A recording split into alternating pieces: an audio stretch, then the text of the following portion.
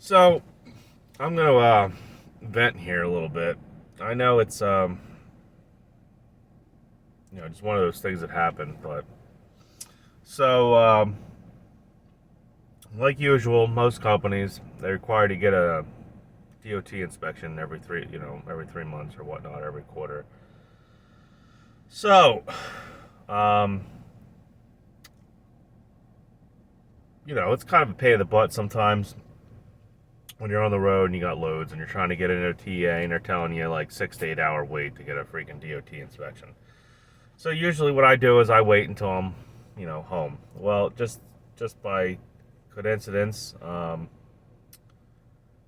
was going to leave Monday of this week to go, get the DOT inspection done because I only have technically a week left. I should have done it sooner, but like I said, you pull in at the TA and you're like, hey, can I get a DOT inspection? At the end of the day or the middle of the day, and they tell you it's a 6 to 8 hour wait. Well, that's it's hard to do when you have a load on you, uh, and you don't want to lose that revenue.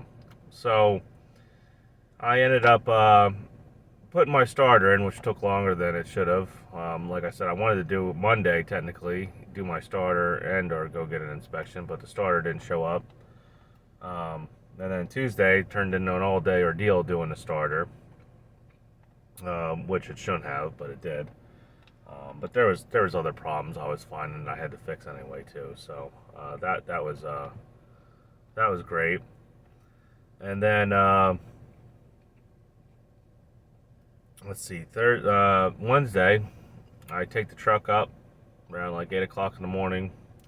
Go up to the Petro up there in Scranton, and I sit and wait about like 6 hours. They get me in, and they start doing the inspection. The mechanic's going around. He's got a kid with him, and he's showing him how to do stuff. And he's looking around the truck.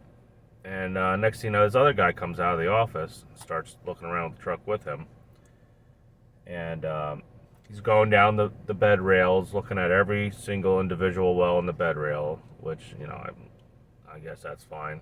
The trailer's only like 2 years old, not even that, like a year and a half old. Um, and I see him stop, and then he keeps going, and then the technician's doing his thing, or the mechanic, he's going around doing checking the brakes, checking the length, and everything, and the manager or whatnot comes over, starts talking to him. So they're there talking for like a good couple minutes, and I'm waiting. And then the guy goes back in the office, the manager, and the technician comes walking up, and he says, "Yo." I said, "Yeah." He's like, "You gotta find a way to get out of here. Like, say you gotta go like ASAP or something, like you got emergency." I was like, "What do you mean?" He's like, "Well," he's like, they want to. That guy, back there is the manager. He basically wants to railroad you." I was like, "What do you mean railroad me?" Well, he says, your 17-year-old truck. He says, "Yeah, I know you need bushings, kingpins, yada yada yada yada." I was like, "No one does." He's like, he's like, "I fail about like 80% of the trucks in here, especially when they're older." He's like, he's got a quota to make, and then he said he found the trailer for. He says one of your welds has a little, looks like a little crack in the stake pocket on the back, on the very back. I was like, seriously? So I went back there, looked at it, and I don't even know if it's a crack. I just think it's a shitty weld. It looks like there's a little gap there. So I said, the company takes care of that, so I guess they're gonna have to weld up. And he says he does it on all of them. He says because there's a welder and he gets kickbacks from the welder that he calls in to come fix the shit, ASAP. I said, oh, all right. So, he's like, I'm going to tell him that you got to go and we're going to get the trailer passed except for that. And, basically, get out of here. Go somewhere else. He says, try another TA, go anywhere. So that's what I did. I got out of there, failed the trailer. Of course, they called up the company I'm leased to. Are like, well, what's up with the trailer? Why'd it fail? It says something about what they put in it, securement improper or whatnot. Well, I told him, and the guy, of course, was like, "Oh my God, that's so petty," I could see and everything. So he said, "No, okay, so just take it somewhere else and see what they say." And I told him about because he was wondering why the truck wasn't on there too, and I told him, the technician told me to get the hell out of there. So so I ended up going to the other TA in Lamar. Now I get in there, and I've had my truck inspected there because I ended up having to drive all the way down there because I didn't want to wait like 10 or 12 hours the one time they told me. Um, like I said, you pretty much got around me. You got the Petro, you got the Loves, which that Loves down there, and I think that's Berwick. I want to say it's Berwick. I don't know if that really is Berwick. I know the road goes up to Berwick that it's on, but I want to say Berwick on 80. That Loves is always slammed. I don't even bother going there anymore. You have time you can't even get in and out of the parking lot. Um, and the Bloomsburg TA, they're usually slammed too. And the last time I was in there, they didn't have enough technicians anyway to even like do anything. I think the guy that does the inspections, they said last time I was there, is only there for like 2 days. 2 days he's there. I don't know if they take him from somewhere else or what they do. So I went all the way down to Lamar. Last time I dealt with him, the guy was cool as shit. Liked the truck. Same thing with the technician that was at this Petro. He says, for the age and everything, it's in good shape, looks good. Um, you know, uh, so I take it in there, and he's got a new guy ends up doing it. He's training, and he's going through it and everything. And just like what the other guy did, he went through everything too.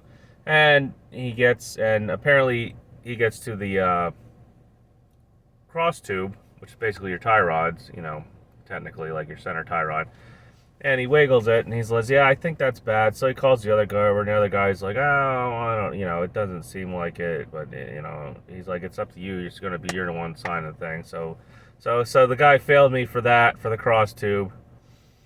Um, I guess it's not the actual tie rods on the ends were fault. It's the I guess the tube. I guess he thinks he could move the tube on the thread. I don't know. I looked at it. It doesn't look like he can, but I also know I tried to get that thing and an alignment done on that on another TA in Virginia, and he tried to loosen it, and he said he couldn't loosen it. So I don't know. Maybe they did loosen it and didn't tighten it. I don't know.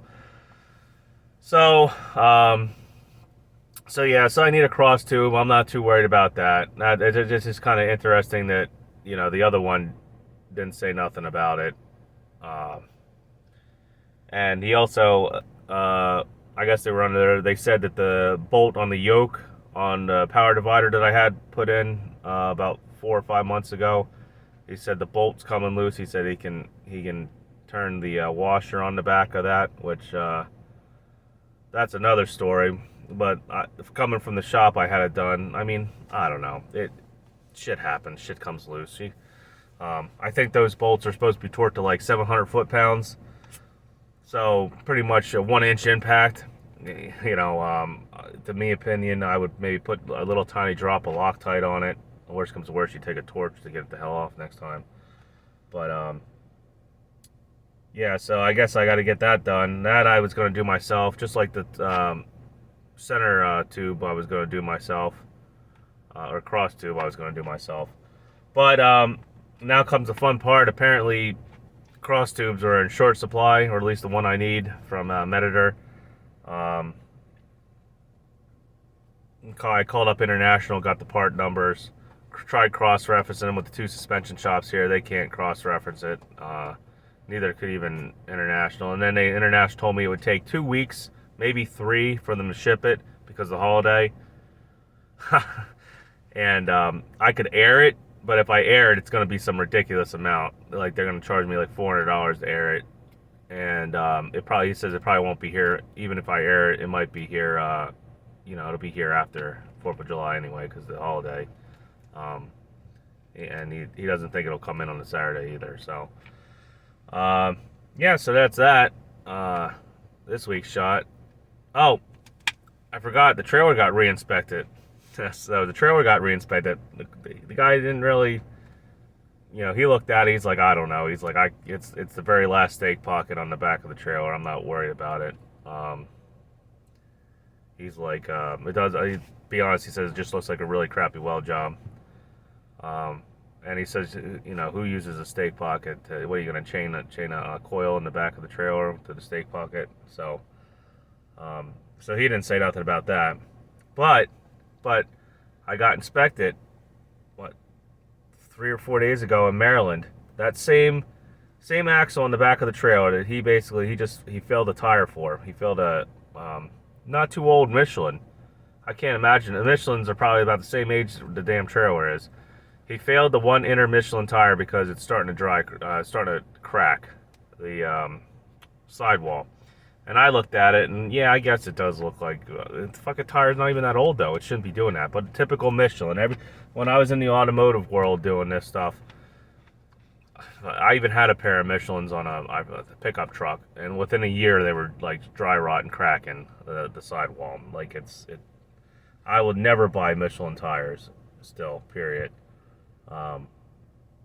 Just because of that reason. That ain't the first time I've seen it happen. Even family members' cars, I've seen it happen on Michelin's for some reason, like the dry rot or crack or the sidewalls crack. I don't know what the hell it is. But anyway, so it's kind of funny that Maryland DOT found a nick in the airline on that same axle right next to that tire, and didn't say nothing about the tire. The first shop didn't say nothing about the tire, and now the second shop did. I mean, it ain't ain't really like I had to pay for it. Their carrier's paying for it because it's their trailer. But still, it's mind-boggling. I can get to have 2 inspections and have 2 different outcomes. Let alone the first one where the technician told me that he didn't even look at anything. Even as far as he's concerned, it's all right. But they're just gonna fail me anyway because money, I guess. Money, what do you want to call it? Bonuses, whatever they get for sales and labor and stuff. So I mean, that doesn't surprise me. Like I've encountered that managers and service writers, pressuring me into things that I didn't really feel that cars needed or whatnot. So the only thing I can say is, guys, everybody's hurting for money. You're hurting for money. So is everybody else, apparently. A lot of companies see that recession's coming. They know inflation's here. They're gonna try to hedge their losses. They're gonna hit you just like the DOT is. They're gonna hit us harder. They're gonna try to empty our pockets out every chance you get. And I'm not saying run around with shit falling off your truck, but learn some stuff. Learn about what a bad bushing looks like. That too. So the truck's from Texas, so obviously it's probably you've been in the sun, and it's probably had the trailer off for a while because the back airbags on that truck are pretty dry rot. Now that being said, it's a maintenance issue, but the DOT only considers a bad airbag when it's leaking or not inflating. So the mechanic told me at the first shop where they were apparently going to try to rip me off, he told me that because I guess he went underneath and looked too, the manager, because I guess they had me in the oil bay for some reason. But he went underneath and looked, and he said that that they hit me for the airbags too, and the mechanic even said that only if there's air leaking. So I guess they just assumed I would just been like, oh, okay, do the airbags. I guess they fail, So yeah. So like I said, if I didn't know anything or didn't know the way the DOT inspection laid out or whatnot, if they would have came to me and told me those airbags fail, I'd just been like, okay, I guess they fail. I've already had the airbags off because I've actually had that axle out. I wish I had airbags, was able to get them when I did that, but I just wasn't able to because, part shortages and shit. But I've had, when I deflated the bags, you can see how far the cracks go in and everything. And I I would say those bags are probably not going to pop anytime soon. I guess when I get around to getting bags, I'll get bags. But in the meantime, I got like 10,000 other things to replace and do. So that being said, it's I kind of feel like I should make a video about having an old truck and how it's I wouldn't say it's nickel and dime me to death, but it's getting kind of irritating here about every couple weeks having to be down for a week to have things fixed or whatnot, or do it myself.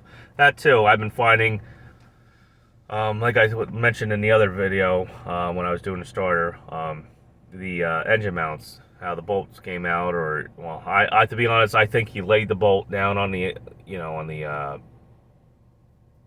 frame rail and went away and did something else and just forgot and said, "All right, job's done," and never even put the bolt or did anything on the engine mount there. So that being said, it's like every time I turn around, the only person that's doing the job is me. If it ain't done by me, it's it's either half-assed or I'm getting ripped off or whatnot. But yeah, that's me rambling for 15, 16 minutes now. So yeah, like I said, I'll probably make another video about the cost of owning an older truck. I don't know. Make your own decision. I haven't technically broken down on the side of the road, which is good. I'd imagine if I had a emissions truck, God forbid I had that, and most of these costs of like these repairs, even having somebody do them, I'm talking about like $3,000 to $5,000 for some of the bigger stuff, like having the axles done and stuff. But when I had that PACCAR, a lot of times I went into the dealership, and between diagnosing, putting wire harnesses in and sensors and shit, every time I was in and out of there at the dealership, it was like an $8,000 to $10,000 bill for emissions. So I don't know. Make up your mind. Try to figure out what's better for you. I mean, it would be nice to have a new truck, in my opinion, but you might still have some of the same problems. Even with the warranty, you might be waiting for parts and stuff, and you just end up having a $5,000 a month payment or $4,000 a month payment, and still being broken down and having to worry about the bank repo your truck. So it's just getting very irritating. You got fuel, you got brokers not wanting to fucking pay anything. Now that might be because of them, that might be because customers. You got the recession coming on, you got inflation, tires are costing almost twice as much as what they were and everything. DOT's after you flies on shit. Now apparently shops can't fucking hire anybody that knows what they're doing. They're half-assing things. You're paying for stuff more. It's starting to pile up, and it's not like I'm becoming poor, but the stress and aggravation is getting to me. That's what's starting to get to me. I'm not gonna say I'm gonna quit doing this, but I'm just saying that you got to find like a happy place if you're gonna end up dealing with all this. So. All right, till next time, I'll see you guys.